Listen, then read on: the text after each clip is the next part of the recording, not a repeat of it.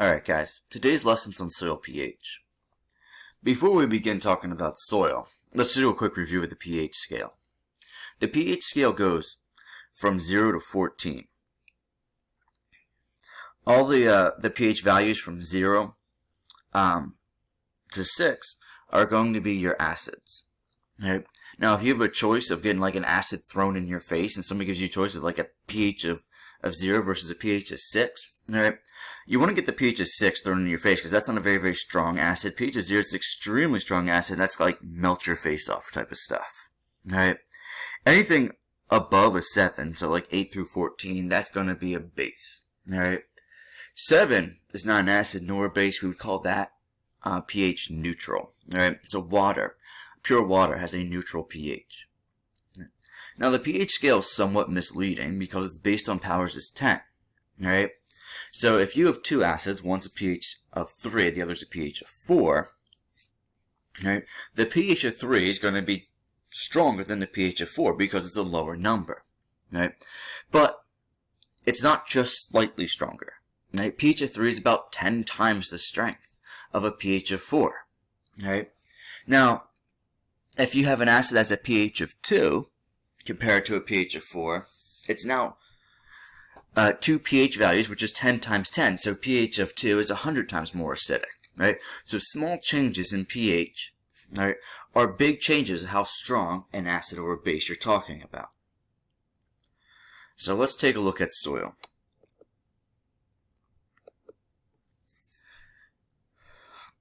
The best soil pH is somewhere between like pH of 6 and pH of 7, right? The most common problem though is that over time the pH of our soil gets lower and lower, right? This is problematic because if you remember when we were talking about clay, right?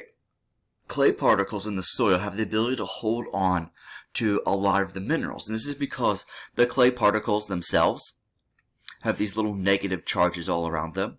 Right? A lot of the minerals that plants need have positive charges, right? So calcium and magnesium, potassium are all positive ions, right?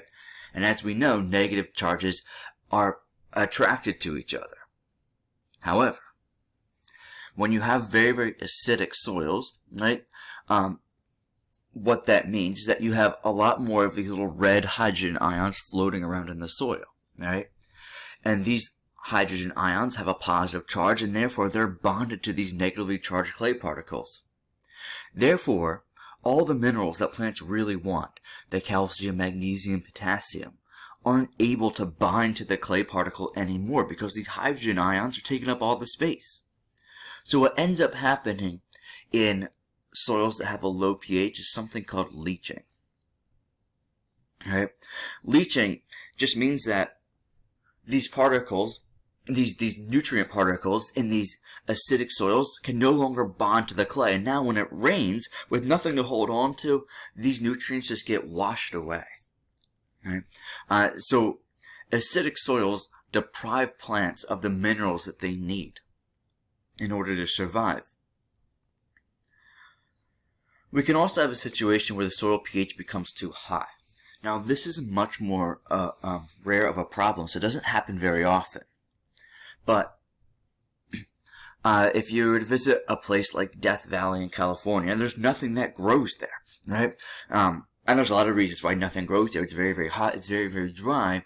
But if you were to cool down the climate and add water, you still have a hard time growing plants in that soil because the pH is about 8.5, which is about 150 times too basic for plants to grow, right?